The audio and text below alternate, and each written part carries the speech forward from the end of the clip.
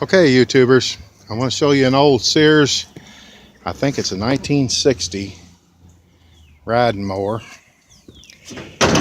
Oh, a guy I know took the motor off of it and used the motor for something else. I think he was building a bike and gave me the rest. I put a 5-horse Briggs on it just because that's what I had.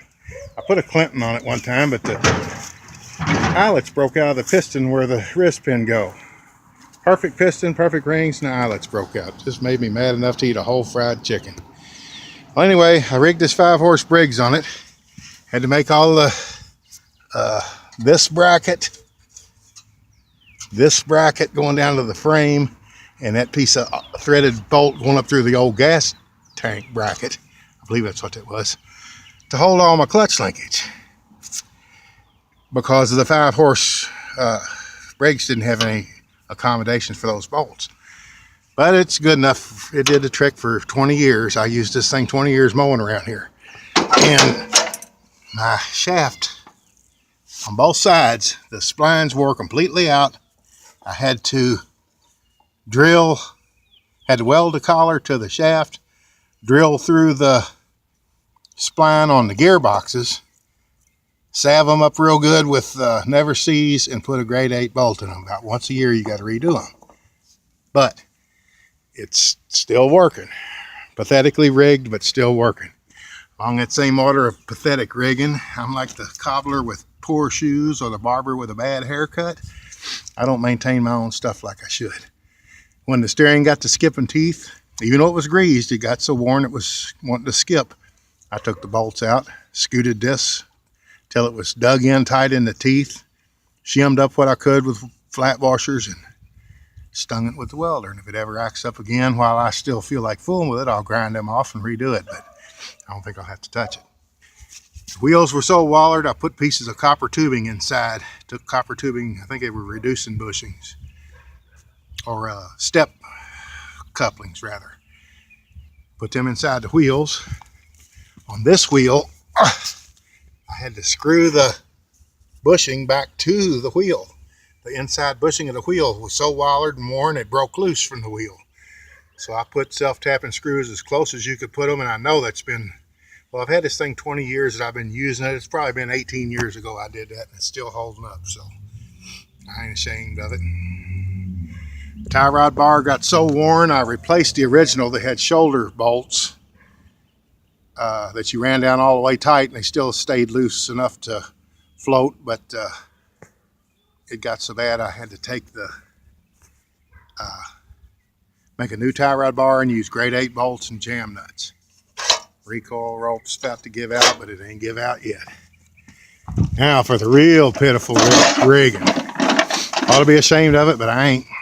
This clutch linkage is so worn. You can see the grommet down there. It's just a flopping. Got so bad the pulley was, or the idler was way out here, and the belt was running all crooked, so I put a big crescent wrench on it right there. You can see how crooked it was. I tweaked it back halfway in line, keep on going. Belt, junk. But it still turns it still pulls. That's on the transmission, not the deck.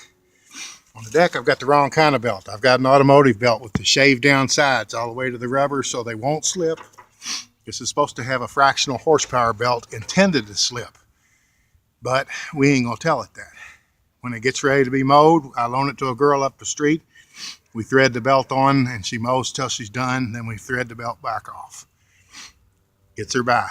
That wheel's got a bushing in it, also made out of copper tubing, but I've got a product a friend of mine's mother's company sells, which is the company's called Bailey Distributing Company out here in J-Town, Kentucky. And they sell a WINS product called Viscotine. Bad stuff. It makes motorcycle chain look like garbage. It sprays out thin, thickens up after it gets down, after it wicks its way back into all the links of a chain, or in my case, these poor old wallered out wheels and wallered out everything. I haven't done it this year, but I'll squirt it back in there and that wheel will go for a long time. It serves, only purpose is to keep it from scalping grass. There's enough room to stuff a kitchen match in between the axle and the wheel, but I ain't changing it. Ain't no reason to. Work it till it drops, because if you go into it knowing it's garbage to begin with, you're not surprised at yourself for using junk. That's the way I look at it. Old trailer somebody gave me. It didn't have any framework around it. It just had the part with the wheels. I made a framework out part of an old display from a Target store. I don't know what this bracket was, but it tied in well. It does dump. I do use it. I got all these trees. My back's not in good shape, so I ain't gonna give up on this old thing till it won't do no more, because it saves me a lot of lugging and carrying. Oh Lordy, there we go. So it's like I said in some of my other videos, do as I say, not as I do, is what I try to teach kids when I explain to them about how to work on stuff. But on my own stuff, just like this clutch return spring, it wasn't supposed to be up there, and it wasn't supposed to be two springs hooked together, but at the time it worked. And testimony is that's 20 years ago, probably, thereabouts. I think I did have to redo one when the eyelet wore completely out. But anyway, I'm going to set the phone down for half a second, start this junker up. I'm going to lose picture here for a second. Maybe. Yeah, we'll lose picture for a second, but be right back.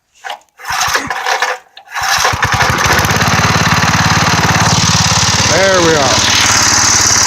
All right. Our motor's got used rings. When I got the motor, it had its own rod. I put rings out of a bag. I found the best of each three rings. That's what I went with.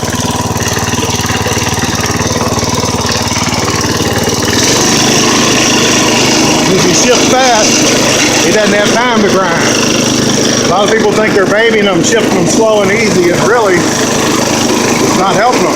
They're clashing the ends of the teeth. If you do it quick, it's like speed shifting the motorcycle. It doesn't have time to grind. It goes straight from one set of teeth right into the other.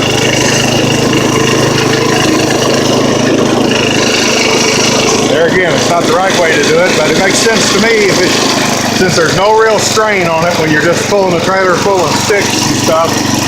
Shift it quick. Don't sit there and try to play around, because if you're playing around, you're just going to wear the teeth. That old belt is ragged, but it does what it's got to do. And the other belt doesn't go on until she's ready to mold. Then we thread it on.